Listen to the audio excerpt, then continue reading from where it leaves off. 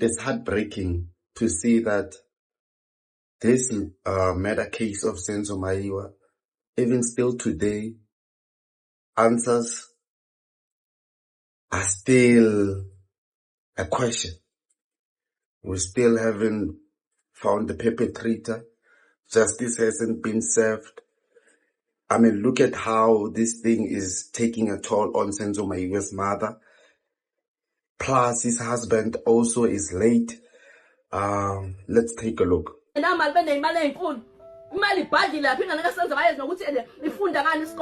Bazozenza lesimali bazoyenza nemali abayazi nokuyazi sikhatheni vuka Senzo vuka mntana amethuneni baba kaSenzo vukani nilwe ilwani manje isikhathi ukuthi nilwe mndeni okaMayiwa basingile baphikhoshi vukani amathuneni vuka lapha abantu badlala ngathi sekwanele